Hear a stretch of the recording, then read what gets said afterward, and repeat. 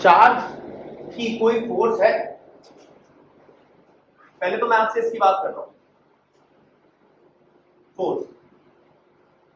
Simple सा मतलब बताओ फोर्स का। मास हटा के बोलो। पुश और पुल, ठीक है। पुश और पुल, पुश और पुल। अब मैं कह रहा हूं क्या चार्ज फोर्स दो तरीके की होती है?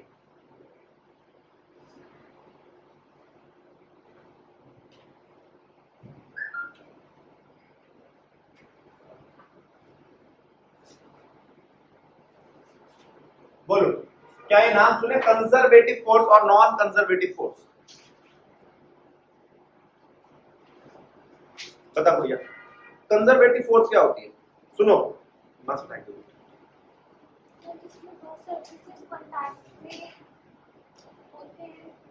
कोई बात नहीं, मतलब तेरे को ये पता है कि जिसमें फिजिकल कांटेक्ट हो वो एक तरीके की फोर्स होती है, जिसमें फिजिकल कांटेक्ट ना हो वो दूसरे तरीके की फोर्स होती है। तो मैं यहां लिख रहा हूं फिजिकल कांटेक्ट।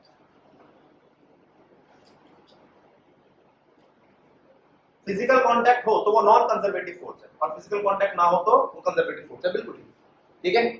दूसरा, जो पाथ पे डिपेंड करे कि कहां से ऑब्टेन की गई है ये फोर्स, जो पाथ पे डिपेंड करे वो नॉन कंजर्वेटिव, जो पाथ पे डिपेंड ना करे वो कंजर्वेटिव।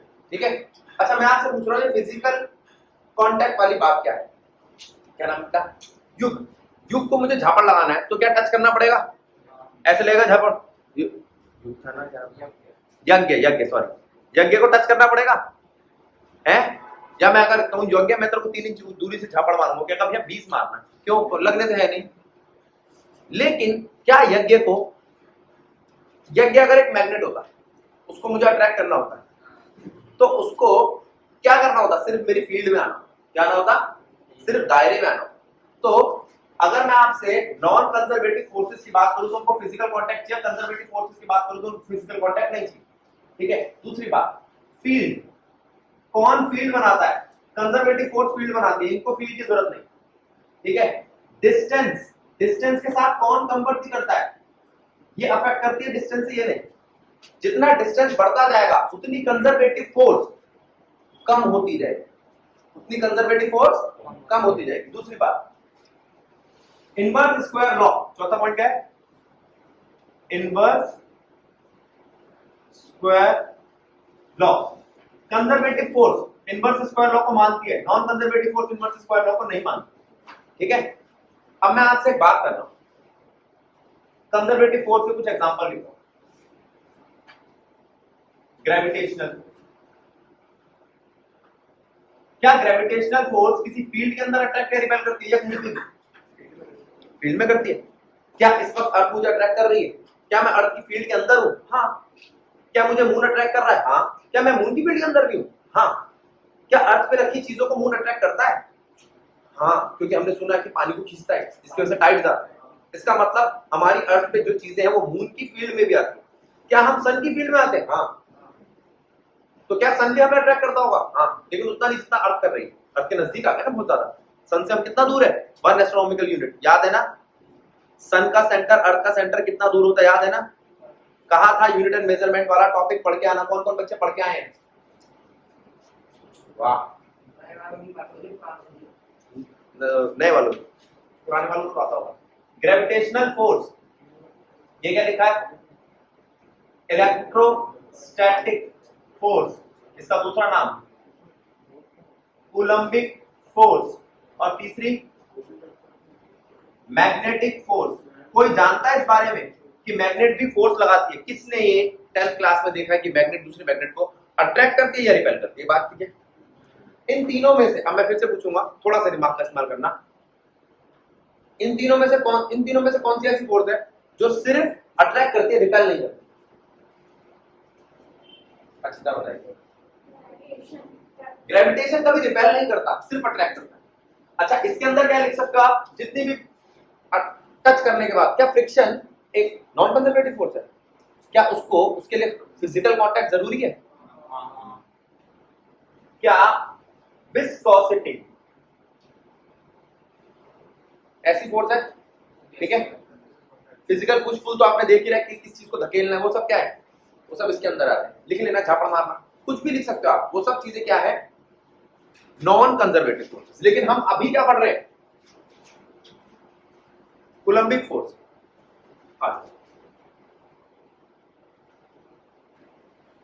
कूलम्बिक फोर्स के लिए मुझे क्या चीजें चाहिए? अच्छा, अगर मैं एक चार्ज लेता हूं तो क्या ये कूलम्बिक फोर्स को डिफाइन कर देगा? बोलो, हो गया काम? क्या एक चार्ज से फोर्स कर सकती है? दूसरा चार्ज चाहिए? पक्की बात है? हाँ, अकेला चार्ज किस फोर्स लगाएगा? भाई सलोनी ने कहा मुझे लड़ाई करने जाना है, जंग पे जाना है, भेज दिया, क्या मैं किससे लड़ूं? अब देखो एक बार इसमें दोबारा ध्यान दे लो, कूलम्बिक फोर्स में, कूलम्बिक फोर्स क्या है? दो चार्जेस के बीच में लग रही फोर्स, ठीक है, दोनों चार्जेस के बीच में एक डिस्टेंस है r, क्या है? r। अच्छा, कूलम्बिक फोर्स क्या है? वो फोर्स दोनों चार्जेस के मैग्नीट्यूड पे डिपेंड करती है डायरेक्टली, और दोनों चार्जेस के डिस्टेंस के स्क्वायर से डिपेंड करती है इनवर्सली, ठीक है। और एक चीज और ध्यान रखना, उनके मैग्नीट्यूड के प्रोडक्ट पे डिपेंड करती है।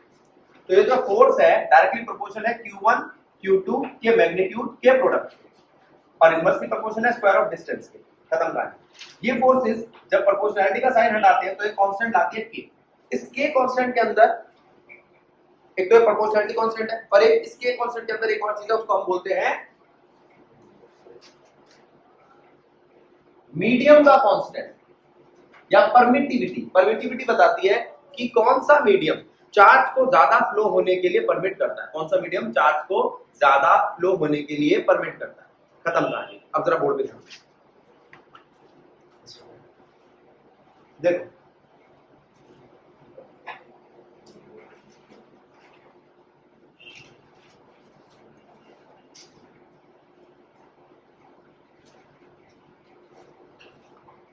अब बारी आती है आपकी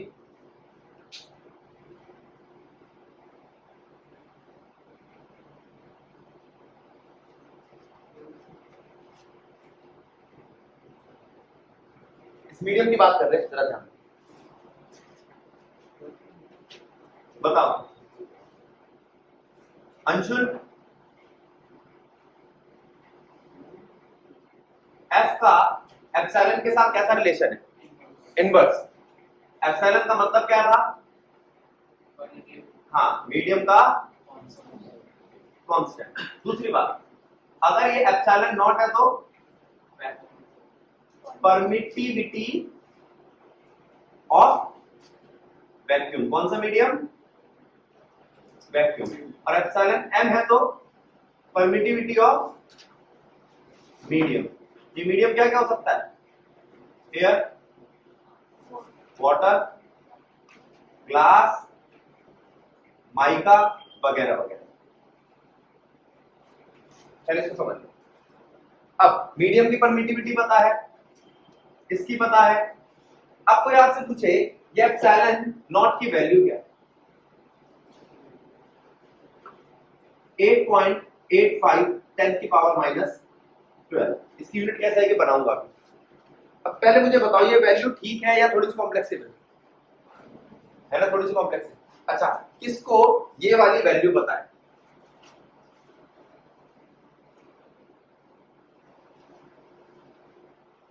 क्या है ये? लास्ट ईयर आप पढ़ के आ रहे हो। पहले एक बार नए वाले बच्चे बताओ क्या है ये? तू बता। ये मास है प्रोटॉन का।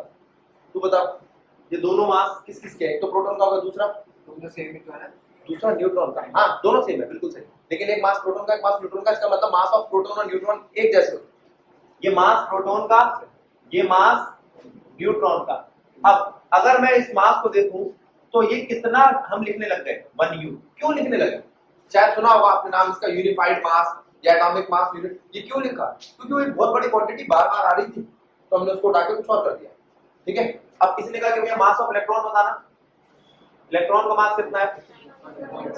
ये इतनी छोटी क्वांटिटी है कि इसको हम निग्लेक्ट कर देते हैं। तो अब कभी भी आपसे बात की जाए कि मैं एटम की बात कर रहा हूं तो आप कहोगे कि भैया हम तो एटम में ये मास की यूनिट जानते हैं, AMU, एटॉमिक मास यूनिट या यूनिफाइड मास। हम नहीं बात करते वहां पे 1.6 × 10⁻27 kg की। लेकिन यही यूनिट तो है ना जिसको मैंने कन्वर्ट किया, तो क्या इस यूनिट को भी मैं किसी चीज में कन्वर्ट कर दूं? मैंने नाम क्या लिया? कभी किसी ने वर्ड सुना relative density? Density of anything divided by density of water, relative error, absolute divided by mean error. ऐसे ही हम एक नई चीज बता रहा हूं आपको, रिलेटिव परमिटिविटी। तो ये क्या है? ईआर। काम क्या करती है ईआर? किसी मीडियम की डिवाइडेड बाय किसी और divide by vacuum, permittivity of medium divide by permittivity of, बोलो। अब मेरे को एक बात बताओ, रिलेटिव परमिटिविटी वैक्यूम की क्या होगी? रिलेटिव, बिल्कुल सही, परमिटिविटी ऑफ वैक्यूम इज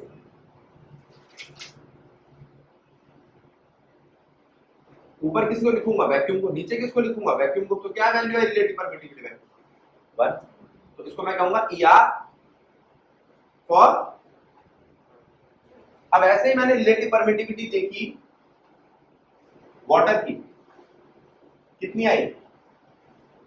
81। तो ये क्या होगी? Permittivity of water divided by permittivity of vacuum. और अगर वो डिवाइड करके 81 आ रही है, तो आप मुझे बताओ कि किसी की रिलेटिव परमिटिविटी ज्यादा है, तो इसका मतलब क्या है? वहां चार्जेस, फोर्स कम लगेगी। कोई बहुत बड़ा रिलेशन है? अरे नहीं, इनवर्स रिलेशन है। अब मैं आपसे पूछूं कि ये दो चार्जेस है Q1 और Q2, एक्सपीरियंस करते हैं F फोर्स, ठीक है? ये इनका फॉर्मूला है। वो कितनी फोर्स एक्सपीरियंस करेंगे जब उनको इस पूरे सिस्टम को, सिस्टम कौन सा समझते हो ना? मैंने डिस्टेंस चेंज करा, ना मैंने चार्ज चेंज करा। जब मैं इस पूरे सिस्टम को पानी में डिप कर देता हूं, किसमें डिप करता हूं? वाटर में। पहले इसको किसमें रखा था? एयर या वैक्यूम। एयर और वैक्यूम में ज्यादा डिफरेंस नहीं है, याद रखना, ठीक है? अगर वैक्यूम की ये है तो एयर की देखो क्या है, 1.0054। कोई खास फर्क है क्या? अच्छा, अब अगर मैंने इसको वाटर में डाला तो जो फोर्स वैक्यूम की थी वो अगर मान लो F थी, तो फोर्स वाटर की क्या होगी? F by 81। क्या होगी? F by 81। ये गलत है। ये फॉर्मूला समझ आया? तो परमिटिविटी का मतलब क्या है? जितना गाढ़ा मीडियम उतनी फोर्स कम। अब मैं आपसे एक इसको इस तरीके से बना के दिखा रहा हूं, आप बताओ ये बात ठीक है कि गलत है? मैं 3 मीडियम ले रहा हूं, मीडियम 1 जिसकी परमिटिविटी कितनी है? Relative permittivity 5। दूसरा मीडियम जिसकी रिलेटिव परमिटिविटी 10 है।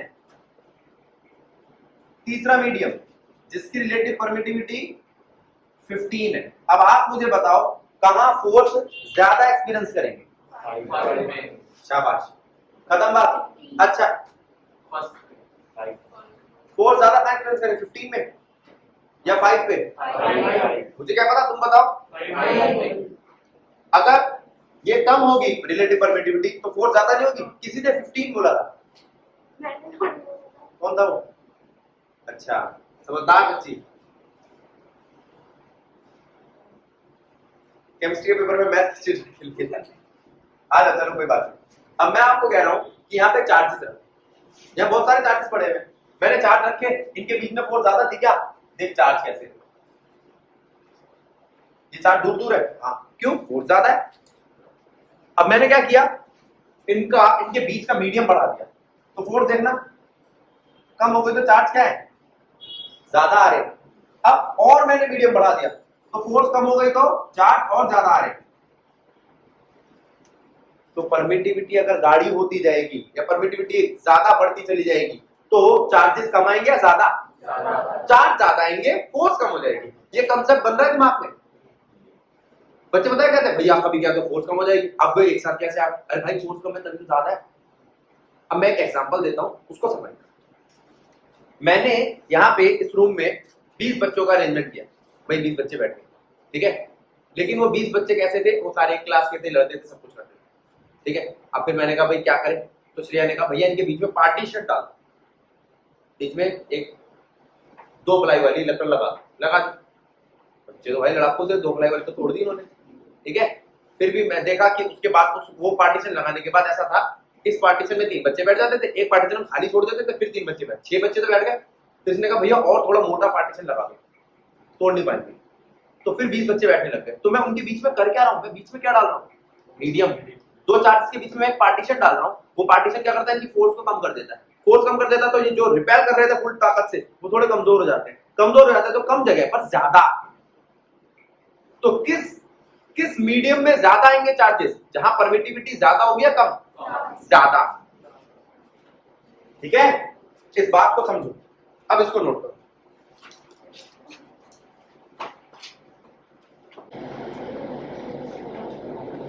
अब देखो,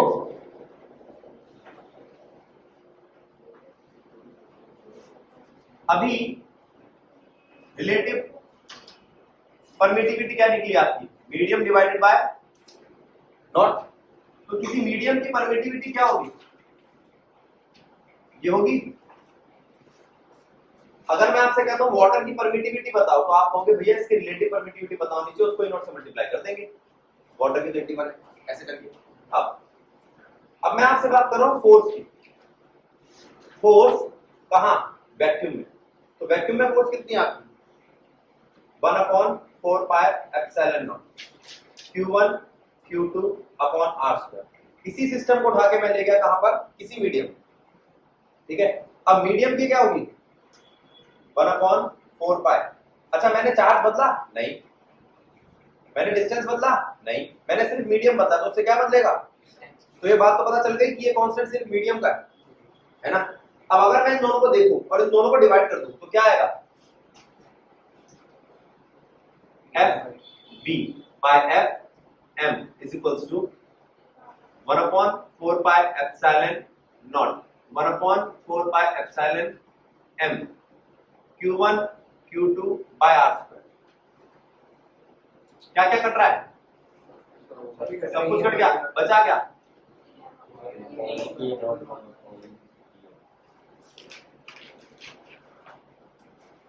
ये क्या है, ये है 1/ER। सही है गलत है, या आप कह सकते हो कि भैया ER होता है E मीडियम, नहीं 1/ER में ER नहीं,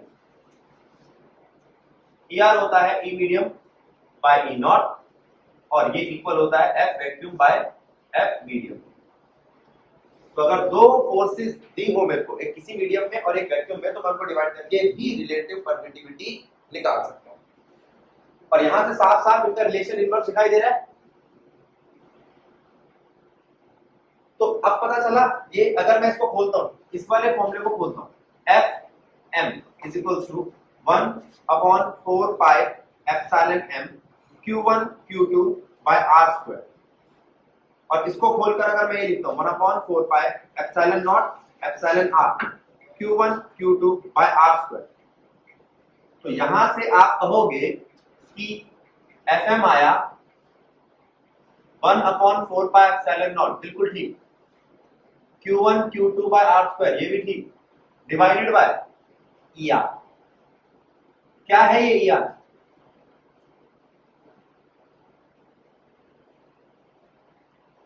रिलेटिव परमिटिविटी। तो या तो मैं यहां से ऐसे समझा दूं, या मैं यहां से सीधा फॉर्मूला लगा दूं, कोई दिक्कत, तो ये और करके कर लो, जो आपका मन करे वैसे समझ लो। अब अगर मुझे पता हो किसी वाटर के लिए किसी की वैक्यूम में फोर्स F है, तो वाटर के लिए क्या होगी, डिवाइड बाय उसका ER। ER क्या होता है, वाटर का। अब पता चला 81 कहां से आया, अब क्लियर है, समझो इसको।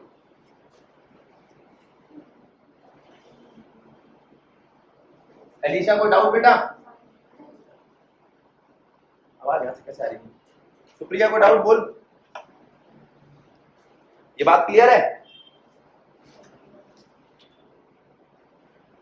हर्षित क्लियर है। आसान है, ये खत्म कहानी, इसमें कोई दिक्कत। अब यहां तक मुझे पॉइंट समझ में आ गए। पहला पॉइंट, एफ किस पे डिपेंड करता है, एफ किस पे डिपेंड करता है, और एफ किस पे डिपेंड करता है।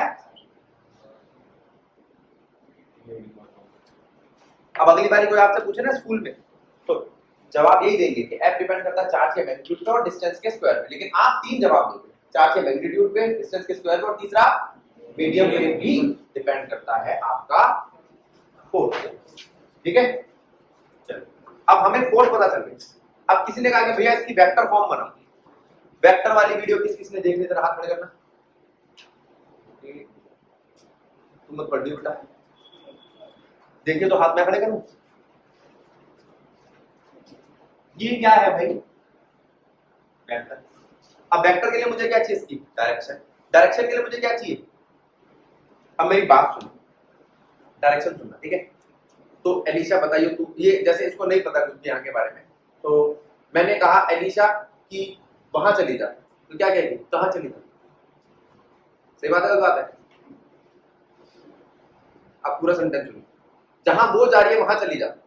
कौन वो जा रही है, डायरेक्शन मिल रही है तेरे को, अरे वो जो उसके साथ जा रही है वहां चली जा। कहेगी भैया तुम चले जाओ क्यों, अपन डायरेक्शन नहीं दे रहे। तो अगर डायरेक्शन देंगे तो क्या करें, क्या करें यहाँ पर बताओ। मैं फिर से दो चार्जेस बना रहा हूं, इतनी देर में आप सोच के बताओ कि भैया आप ये कर दोगे तो हम चार्जेस बता देंगे, जगह बता देंगे या इसकी पोजीशन बता देंगे।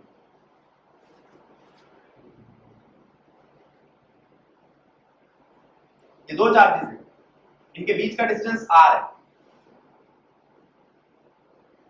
बताओ कैसे पता चले कि इनकी पोजीशन क्या है, ये किस जगह जा रहे हैं, वगैरह वगैरह।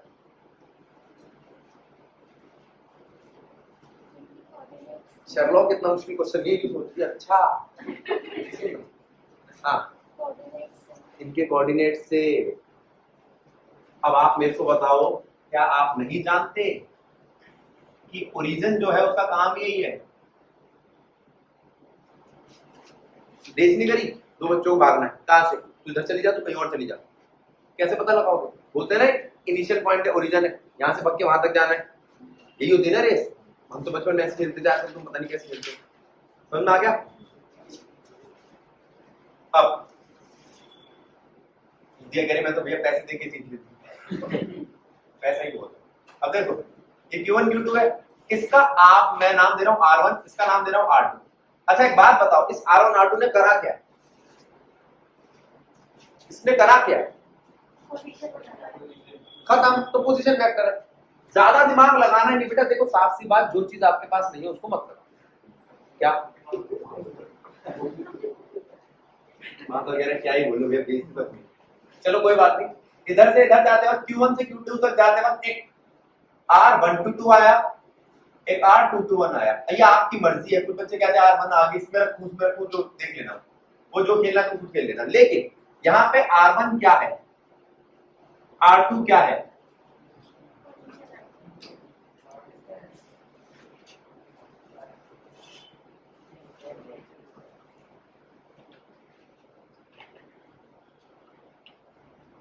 अब बोलो। Here R1 and R2 position vectors for charge Q1 and Q2, कहानी समान। इसके बाद ये R122 क्या है और R221 क्या है, क्या है ये, डिस्प्लेसमेंट वेक्टर। क्या है बेटा ये, डिस्प्लेसमेंट वेक्टर। ये बात समझ आई, किसके समझ नहीं आई,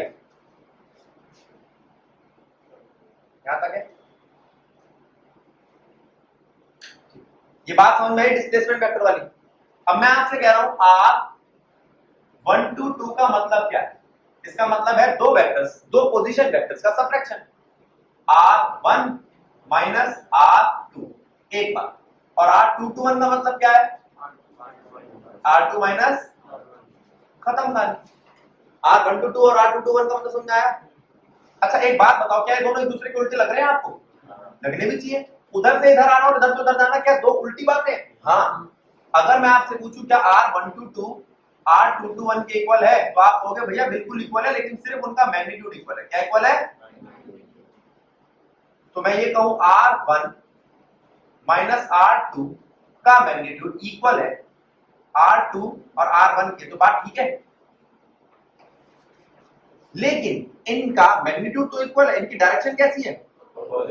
तो क्या मैं ये लिख सकता हूं -2 1? बोलो आप बताओ, ये बात ठीक है या गलत है? ये दोनों बातें ठीक है, R1 to 2 इक्वल है R2 to 1 के, लेकिन माइनस के इक्वल है। अच्छा, क्या ये बात भी ठीक है? इनका एक यूनिट वेक्टर होता है। यूनिट वेक्टर क्या होता है मैं अभी बोर्ड कंप्लीट करने के बाद दूसरे बोर्ड पे बताता हूं। यूनिट वेक्टर भी इक्वल है, क्योंकि यूनिट वेक्टर का तो मैग्नीट्यूड इक्वल होता है, लेकिन उसकी डायरेक्शन साफ साफ उल्टी।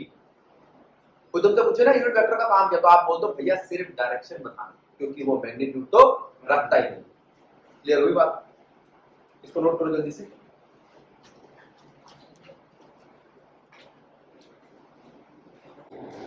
अब वेक्टर फॉर्म से आगे देखो बेटा, ये फोर्स है जो अभी हमने पढ़ा,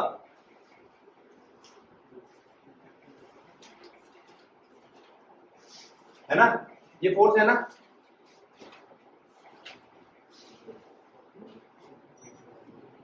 अब इस फोर्स को देखना बेटा जरा,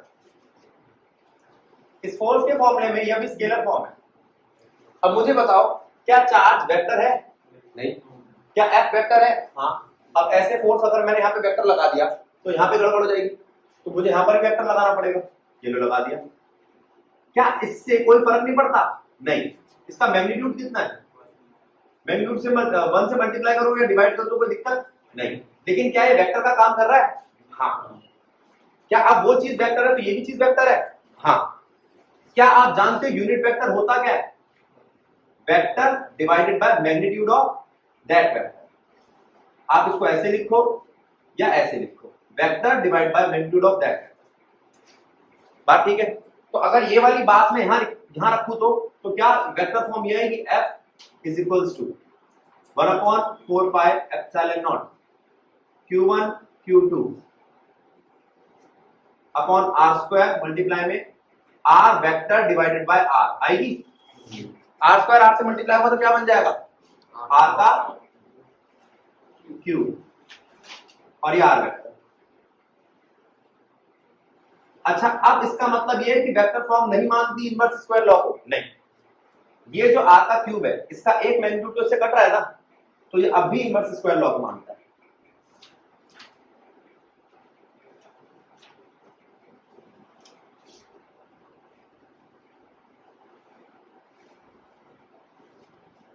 याद रहेगा? अच्छा, अब इस बात के बाद इसको समझो, ये क्या है? F1 to 2। अब मैं वो K को खोल नहीं रहा, Q1 Q2 upon R square. ठीक, इसको लिख सकता हूं R1 to 2। ठीक है? ठीक है बेटा, इस फॉर्म को देखो और इस फॉर्म को देखो। F2 to 1 के लिए क्या आएगा?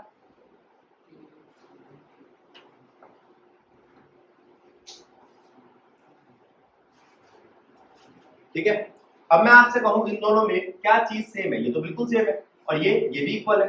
आप कह सकते हो कि R1 to 2 इक्वल है, और तो क्या फोर्स 1 to 2 भी इक्वल होगी? तो कुछ फायदा हुआ? हाँ। कौन सा लॉ खुल गया आपका? Newton's third law. और अगर ये न्यूटन के थर्ड लॉ को वैलिड कर रहा है तो कूलम्स का लॉ ठीक। लेकिन कूलम्स का लॉ जो है ये इसका स्कोप है कि छोटे पार्टिकल्स के लिए वैलिड, बड़े पार्टिकल्स के लिए वैलिड। ठीक है, उसका स्कोप क्या है कि छोटे पार्टिकल्स के लिए, उससे ज्यादा बड़े वाले पार्टिकल्स के लिए कूलम का जो लॉ है हमारा, ये Q1 Q2 r स्क्वायर, ये वाला काम नहीं करता। ये बात समझ में आई बेटा? क्या ये न्यूटन के थर्ड लॉ को मान रहा है? हाँ, F1 to 2 और F2 to 1 इक्वल भी है और ऑपोजिट भी है। दूसरी बात, आपको ये कहे कि भैया इस वाले फॉर्मूले को ऐसे लिखना, F1 to K Q1 Q2 upon R की वैल्यू देखना मैं क्या लिखूं। 1 2 को मैं ऐसे लिख सकता हूं, यहां पर भी मैं मैग्नीट्यूड ही ले रहा हूं, R12 का स्क्वायर। मैग्नीट्यूड कैसे लेते हैं? ऐसे। मॉडुलर। ये लिखना तरीका सही है। अब जरा इसको देखना, K Q1 Q2 R 1 to 2 को लिख सकता हूं मैं R1 माइनस R2, और यहां पर इसको लिख सकता हूं R1 माइनस R2 का वेक्टर डिवाइडेड बाय उसका मैग्नीट्यूड। ये सिर्फ लिखने के तरीके, इससे कोई फर्क नहीं पड़ता। तो इसको आप ऐसे भी लिख सकते हो, F1 to 2 is equals to K Q1 Q2 R1 minus R2 R1 का स्क्वायर माइनस R2 का स्क्वायर के मैग्नीट्यूड का होल। इस फोर्स को समझो और इस फोर्स को खुद निकालो, कर लोगे कंप्लीट। अब इस फोर्स की ये फॉर्म भी लिखनी है और ये फॉर्म भी लिखनी है, दोनों फॉर्म लिखनी है आपको। दोनों फॉर्म लिखो, काम हो जाएगा आपका। एक चीज अब ये तो समझ में आ गया कि ये क्या होता है और इनके बीच में फोर्सेस कैसे होते हैं और उसके वेक्टर फॉर्म। अब मैं आपसे बात कर रहा हूं इस चीज, इस फॉर्मूले में K की यूनिट कैसे निकालें? यूनिट ऑफ K कांस्टेंट बताओ। बिल्कुल सही, K is equals to F R square divided by Q1 Q2। हो गया काम। K is equals to F का मतलब है न्यूटन, R का मतलब है मीटर का स्क्वायर और Q का मतलब है कूलम। तो K हो गया आपका न्यूटन मीटर स्क्वायर पर कूलम। ठीक है, एक चीज ये यूनिट हो गई। डायमेंशन बनानी हो तो डायमेंशन बनाने के लिए याद रखना इसकी डायमेंशन क्या होती है, M1 L1 T-2। मीटर की डायमेंशन क्या होती है, L2। और कूलम की क्या बनेगी, कूलम होता है AT। कूलम जो होता है वो होता है चार्ज, और चार्ज क्या होता है, करंट इनटू टाइम। ये बात याद है ना, करंट के लिए एम्पेयर और टाइम के लिए सेकंड। सेकंड यूनिट है और T उसकी डायमेंशन है A1 T1। पावर कितनी है, -2। अब बना लोगे, बोलो। K की डायमेंशन भी पता चल गई और K की यूनिट पता चल गई। ठीक, अच्छा जो K की यूनिट है वही एप्सिलॉन की होगी। हाँ, क्योंकि 4 पाई तो एंगल है, वही डायमेंशन बन जाएगी उसकी। यहां लिख देता हूं, K is equals to 1/4 pi epsilon naught. तो epsilon naught is equals to 1/4 pi K। तो यूनिट क्या बनेगी इसकी,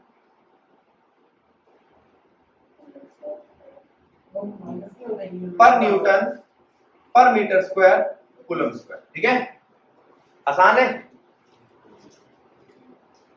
समझ आया? इसको नोट करो, फिर हम प्रोडक्शन देखेंगे चार्ज की। अरे बेटा ध्यान दो, ये गलती से स्क्वायर लिख दिया, ये स्क्वायर नहीं है यहाँ पे। ठीक है, होल का क्यूब है बस, और कुछ नहीं।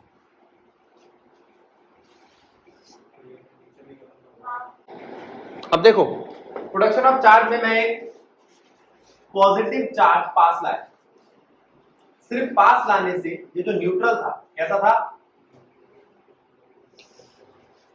इस न्यूट्रल के सारे नेगेटिव उस तरफ जाने लगे। क्यों? क्योंकि नेगेटिव अट्रैक्ट करता है पॉजिटिव, और इसके सारे पॉजिटिव इधर आने लगे। क्यों? क्योंकि पॉजिटिव को रिपेल करता है, और ये कुछ इस फॉर्म में आ गया। ठीक है, नेगेटिव सारे उस तरफ, पॉजिटिव सारे इस तरफ। ये बात समझ में आई? क्लियर है? दूसरी बात, जब हम पॉजिटिव और नेगेटिव को इसके पास लाने पे इसको इस तरीके से देखते हैं कि नेगेटिव सारे उधर चले गए, पॉजिटिव सारे इधर आ गए, इकट्ठे हो गए। तो अब अगर मैं इसको हटा लूं तो क्या होगा, ये फिर दोबारा नॉर्मल हो जाएंगे। तो मैंने क्या करा, मैंने देखा कि इनमें से मुझे किस चार्ज को रखना है, उसके दूसरे वाले चार्ज को मैं क्या कर दूंगा, अर्थ कर दूंगा। अर्थ का मतलब क्या है, मैं किसी वायर से उसको अर्थ से टच कर दूंगा जिससे वो अर्थ में चला जाए। अर्थ का सरफेस एरिया हमारे किसी भी पार्टिकल्स के सरफेस एरिया से बहुत बड़ा है, तो क्या करेगा, वो सारा का सारा वहां भेज देगा, तो ड्रेन कर देगा उसके अंदर। तो अगर आप इस वाले पार्ट को अर्थ करते हो तो प्लस सारा इसमें नीचे चला जाएगा। अब यहाँ कैसा रह जाएगा, सिर्फ नेगेटिव। अब मेरे को आप एक बात बताओ, क्या नेगेटिव चार्ज ऐसा रहेगा जब इक्वली डिस्ट्रीब्यूट होगा? इक्वली डिस्ट्रीब्यूट करने के लिए हमें कुछ करना है? कुछ नहीं, ये इसका लॉ है। ये सरफेस बराबर बांटता है एक चार्ज को, ये बराबर बांट देगा। अब आप इसको हटा दो, ये ऐसा ही है, ठीक है। अब ये समझ में आया आपको? अब इसके नजदीक में अगर कोई और, इस नेगेटिव के नजदीक अगर मैं कोई और न्यूट्रल पार्टिकल लाता हूं, न्यूट्रल वो लाता हूं स्फीयर, तो वो यहां पर जहां तक इसका दायरा है वहां तक तो ठीक है, बाहर होगा तो कोई फर्क नहीं पड़ेगा। अगर इसको उठा के अंदर ले आऊं तो फिर इस पे क्या आएगा, इसके इस तरफ पॉजिटिव आ जाएगा, दूसरी तरफ फिर इसको क्या करना पड़ेगा, और थोड़ी देर बाद ये क्या हो जाएगा, इक्वली डिस्ट्रीब्यूट हो जाएगा। हो गया इक्वली डिस्ट्रीब्यूट। क्या मैं इसके लिए इसको टच कर रहा हूं, छू रहा हूं? नहीं, इसे बोलते हैं इंडक्शन। क्या बोलते हैं? इंडक्शन। दूसरा, मैंने इसको टच किया, ये स्फीयर था, ये यहां न्यूट्रल, मैं न्यूट्रल वाले को इसके पास लेके गया और इससे टच कर दिया, और दोनों में इक्वल चार्ज डिस्ट्रीब्यूट हो गया। बोलो, ये कल बात की थी हमने,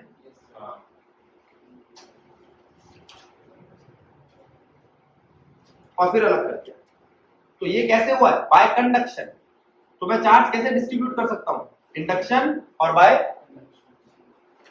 इस तरीके के प्रोसेस में क्या हुआ, ये टोटल चार्ज था Q, इसका चार्ज था 0, अब Q/2 Q/2, इसके बारे में कल बात की थी हमने, ये वही चीज है। अब तीसरा, बाय रबिंग। तीसरा प्रोसेस क्या है? Bye rubbing. मैं इसको रगड़ के, वो आपने देखा होगा, मान लो ये चार्ज पार्टिकल है, इसके ऊपर मैं कोई चीज रब करता हूं तो इसके इलेक्ट्रॉन्स उसके पास चले जाएंगे, तो ये थोड़ी देर बाद खुद कैसा हो जाएगा, या फिर रब करने पर उसके इलेक्ट्रॉन इसके पास आ जाएंगे, तो थोड़ी देर बाद ये कैसा हो जाएगा, नेगेटिव। ठीक है। तो किसी चीज को चार्ज करने के लिए या चार्ज को प्रोड्यूस करने के लिए हम क्या क्या चीजें कर सकते हैं? इंडक्शन, ये स्फीयर न्यूट्रल स्फीयर, इसके पास कोई मैं पॉजिटिव या नेगेटिव लाया, इसने अगर ये नेगेटिव है तो उसने पॉजिटिव अपनी तरफ अट्रैक्ट कर लिया, दूसरी वाली साइड को मैंने अर्थ कर दिया। अगर ये पॉजिटिव है तो उसने नेगेटिव अपनी तरफ अट्रैक्ट कर लिया, मैंने दूसरी वाली साइड को अर्थ कर दिया। तो ये है बाय इंडक्शन। दूसरा बाय कंडक्शन। दूसरा क्या है? बाय कंडक्शन के लिए मुझे टच करना पड़ेगा। क्या करना पड़ेगा? कंडक्शन के लिए उसे छूना पड़ेगा। बात ठीक है। इंडक्शन हो गया, कंडक्शन हो गया, और तीसरा क्या? Bye rubbing. तो ये तीन प्रोसेस है जिससे हम चार्ज को इधर से उधर पहुंचा सकते हैं। तो अब हमारे पास क्या क्या फॉर्मूले? पहला, चार्ज यानी कि Q। ये कब पढ़ा था हमने? कल, जब हमने क्वांटाइजेशन ऑफ चार्ज पढ़ा था। क्या पढ़ा था? इसका मतलब क्या था? सिर्फ नंबर, इंटीजर नंबर, ये कितने भी हो सकते। इसका मतलब 1.6 into 10 की पावर -19 कूलम। ये प्लस का भी हो सकता है, माइनस का भी हो, तो डिपेंड करेगा इंटीजर पे। ठीक है। एक ये फॉर्मूला पढ़ा। आज का फॉर्मूला पढ़ा हमने, F equals to K Q1 Q2 upon में R²।